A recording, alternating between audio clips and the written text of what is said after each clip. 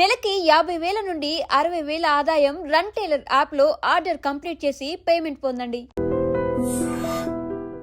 మీ favourite co-star ఎవరు అంటే ఎవరి పేరు చెప్తారు గౌతమి గారు? బికాజ్ మీరు అందరూ అగ్రహీరోల సరసన నటించారు.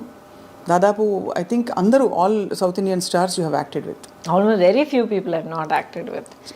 చిరంజీవి గారు లేదు, ఆయన టైంలో he was actually upset with me. ఎందుకంటే ఒక ఫిల్మ్ త్రీ ఫిల్మ్స్ ఆ టైంలో అడిగారు అనమాట. కానీ ఐ ఫెల్ సో బ్యాడ్. ప్రతిసారి ఇక్కడ ఆల్రెడీ కమిట్ అయిన ఒక సినిమా, యాక్చువల్లీ కోఇన్సిడెంట్లీ రజనీ గారి ఫిల్ము క్లాష్ వచ్చిందనమాట. అండ్ ఇప్పటిదాకా ఒక ఫిల్మ్ కమిట్ అయిపోతే ఏ కారణం కొద్ది కూడా అది ఆ డేట్స్ డైవర్ట్ చేసి ఇంకొకరు కూడా ఇప్పుడు దాకా చేయలే. I last good films, but అలాంటి కాంప్రమైజ్ ఎప్పుడు చేయలే. అది తెలుస్తుంది, మీ ఖచ్చితంగా ఉంటారండి మీరు. మన వల్ల ప్రొడ్యూసర్కి మాత్రం ఇబ్బంది కలగకూడదు. ఒక ఫిల్మ్కి ఆ మర్యాద మనం ఇవ్వాలి. So I feel so bad. ఇవాళ దాకా I feel so bad. Maybe ఆయనకు ఒకరోజు పర్సనల్గా ఎక్స్ప్లెయిన్ చేయడానికి అవకాశం దొరుకుతుంది, but I feel bad. And Balakrishna garu, few people I not worked, otherwise mostly అందరూ వర్క్ చేశాను. వెంకటేష్ గారితో బ్యూటిఫుల్ శ్రీనివాస్ కళ్యాణమే ఉంది, ఐ నో. కాకుండా of course Guru Sishyan with Rajini garu. Oh yeah Rajani గారితో చాలా చేశారు కదా. అది ఇంట్రెస్టింగ్. చాలా సినిమాలు చేసినట్టు అనిపిస్తుంది, బట్ ఈ 125 సినిమాల్లో ఆయనతో 4 సినిమాలు చేశాను. But each one is a huge hit. కానీ ఒక సోషల్ ఇంపాక్ట్ కానీ మాస్ ఇంపాక్ట్ కానీ అంత క్రియేట్ చేసింది అనమాట. సో మీరు డాన్స్ చిన్నప్పటి నుంచి నేర్చుకున్నారా? అంటే అస్సలు లేదు. అసలు ఎలా వచ్చింది మరి అంత బ్యూటిఫుల్ మూవ్మెంట్? బికాజ్ ఎక్కడ చూసినా కూడా మీ పాటల్లో మీకుండే స్టెప్పులు అసలు ఆ టైంలో బాగా ఫేమస్ అయిన స్టెప్పులు కొన్ని ఉన్నాయి మీరు చేసిన.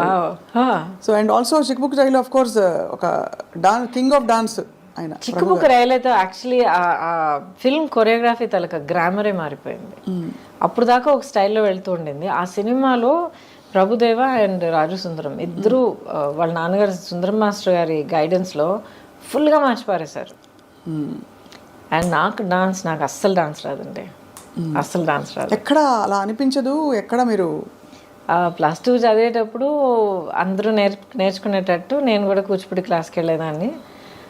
బాలాక్క టీచర్ అక్కడ బ్యాక్ కొట్టి కొట్టి ఒక పాస్చర్ తెప్పించి బేసిక్స్ అంటే నేర్చుకున్న తర్వాత ఇండస్ట్రీకి వచ్చేసా.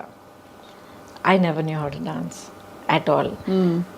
చేసి చేసి చేసి చేసి నన్ను ట్రైన్ చేసుకున్నాను. బేసిక్లీ రిథమ్ అంటే ఏంటి, మూవ్మెంట్స్ అంటే ఆ బాడీ మూవ్మెంట్ అంటే ఎలాగా, బాడీ అనేది ఒక నార్మల్ యాక్షన్ సీన్ నుంచి ఒక సాంగ్ సీక్వెన్స్కి ఎలా మనల్ని మార్చుకోవాలి. బికాజ్ వర్కింగ్ సో మచ్ అండి. 24 అవర్స్లో మనం ఆల్మోస్ట్ 18 అవర్స్ నేను సెట్లో ఉండేదాన్ని. డైలీ 2 షిఫ్ట్స్ వర్క్ చేసేదాన్ని. సో అంత వర్క్ చేస్తున్నప్పుడు అది ఆల్మోస్ట్ ఒక బ్రీదింగ్ లాగా అయిపోతుంది మనకి. సో మరి అందుకనే బహుశా మీరు అంత అజైల్గా కనిపించేవారు స్క్రీన్ మీద. యువర్ సో అంటే ఎలా చెప్పాలి, ఫ్లూయిడ్గా ఉండేది మీ పర్ఫార్మెన్స్ అంతా కూడా. థ్యాంక్ యూ ఫర్ దాట్ అండి. బట్ ఐ థింక్ ఇప్పుడు మీరు అంటున్నప్పుడు mind went back to that. నాకు ఓవర్వెల్మింగ్గా గుర్తొచ్చేది ఏంటంటే I just loved what I was doing. నాకు ఇన్ని గంటలు పనిచేస్తున్నాను నాకు అసలు నిద్రే లేదే, టైంకి తినలేదు, లేకపోతే కాళ్ళు నొప్పి పెడుతున్నాయి, నథింగ్. నెక్స్ట్ ఏంటి, ఏ సినిమా, ఏ షూట్, ఏం సీన్, ఏం చేస్తున్నావు. It was a fantastic thrilling ride for me అనమాట. అండ్ ఇట్స్ చాలా గొప్ప బ్లెస్సింగ్ అండి. Almost 37-38 years now. అవును, నాన్ స్టాప్. ఎప్పుడు అసలు అలసిపోలేదు. And I'm still here. And you look so radiant. అంటే ఇది ఏదో ముఖస్తుతికి చెప్పడం కాదు, బట్ మీ స్కిన్ కానీ మీ కళ్ళు కానీ అంటే it's very hard to imagine. Time has gone by but you haven't అసలు ఇది కూడా కనిపించట్లేదు. దాని ఆనవాళ్ళు ఎక్కడా కనిపించట్లేదు, కాలం ఇలా పరిగెట్టిందని. థ్యాంక్ యూ అండి. But I'm blessed. I'm really blessed. ప్రాక్టికల్గా చెప్తాను ఒక విషయం. ఇప్పుడు అసలు ఏం కనిపించట్లేదు, అలాగే ఉన్నారు, స్కిన్ అంతా అంటున్నారు కదా. Thank you for that. But ప్రాక్టికల్గా చెప్పాలంటే మనం ఎలా బ్రతుకుతున్నామో చాలా ఇంపార్టెంట్. నాట్ జస్ట్ ఎక్సర్సైజ్ చేస్తున్నామా, ఇన్ని క్యాలరీస్ తింటున్నామా, ఇది చేస్తున్నా, నో. హాలిస్టిక్గా నన్ను నేను ఎలా గమనించుకుంటున్నాను, మైండ్, బాడీ అండ్ సోల్. ఇప్పుడు నేను కూడా చాలా horrible time of my life నేను దాటుకుని వచ్చాను. నేను చాలా హారబుల్. అసలు ఇప్పుడు రైట్ నా నేను ఫైట్ చేస్తున్న బ్యాటిల్ గురించి మీరు విన్నారంటే కొంచెం మీకు తెలిసి ఉండొచ్చు. I'm fighting a legal battle to get all my life earnings back. But ఒక్కొక్క స్టేజ్ దాటుకొచ్చేటప్పుడు లేకపోతే బయట మనం చెప్పేటప్పుడు బీ స్ట్రాంగ్ బీ అని అంటాం మనం, అండ్ వీ మీన్ ఇట్. కానీ ఆ పొజిషన్లో ఉండి ఫైట్ చేసేటప్పుడు అది ఎంత ఘోరమైన ఒక సిచ్యువేషన్ అన్నది మనకి అనుభవించే ప్రతి ఒక్కరికి తెలుస్తుంది. Now I realize through all of that you need to find something within yourself. మనలో మనం ఒక యాంకరింగ్, ఒక సెంటరింగ్ అవుట్ చేసుకోవాలి. ఏం జరిగినా, ఎన్ని ఎన్ని పడవలు కూలిపోయినా, ఎన్ని స్టార్మ్ విండ్స్ మనల్ని కొట్టుకుపోయినా, ఏం జరిగినా సరే యూ హ్యావ్ టు మనలో మనం అంటూ ఒక యాంకర్ ఉంచుకోవాలి, పెట్టుకోవాలి మనం. And once you have that it can be how you live your life. నా లైఫ్ నేను ఇలాగే ఉంటాను, ఇలాగ ఆలోచిస్తాను, లేకపోతే ఇది నా ప్యాషన్, ఇది నా లవ్ ఆఫ్ మై లైఫ్, లేకపోతే ఇది నా goal, my aim, my dream, ఏదో ఒకటి ఉండాలి. సో నాదేంటంటే లాంగ్ బ్యాక్ నేను ఒక నిర్ణయం తీసుకున్నాను, నేనుగా ఉంటాను. ఒక సినికల్గా మారడం, అవును ట్రాజడీస్ చూశాను, అవును మనుషులు నన్ను చీట్ చేయడం అనేది నేను చూశాను, ఆర్ పీపుల్ కమింగ్ విత్ ఒక డిసీట్ఫుల్ ఇంటెన్షన్ అనేది నేను చూశాను, ఒకళ్ళనొకళ్ళు హర్ట్ చేసుకోవడం. ప్రొఫెషనల్ లైఫ్, పర్సనల్ లైఫ్, రెండు, everything all put together.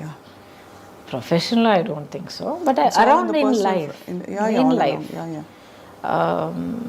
especially మీరు as you get older, you become a parent, లైఫ్ని ఇంకో కొత్త పర్స్పెక్టివ్లో చూస్తారు. మీరు మీ చుట్టూ ఉన్న అప్పుడు దాకా మీకు అసలు మీ నోటీస్కే రాని కొన్ని విషయాలన్నీ మీరు కొత్తగా యాజ్ అ పేరెంట్గా మీరు చూసేటప్పుడు అన్నీ మీరు క్లియర్గా అబ్జర్వ్ చేయడం మొదలు పెడతారు. బికాజ్ ఓకే, నా బిడ్డని దీని నుంచి కాపాడాలి, నా బిడ్డని దీని నుంచి కాపాడాలి అని మనం చూడడం మొదలు పెడతాం.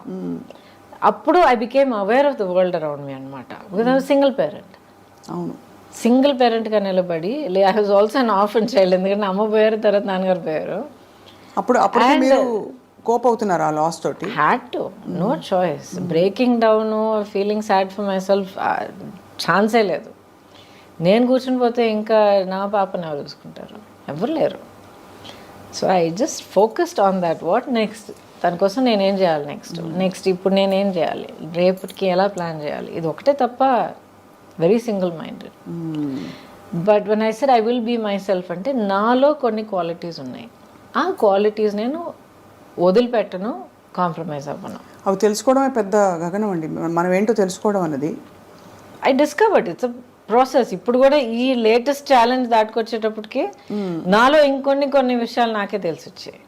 So you feel good. Correct, అవును.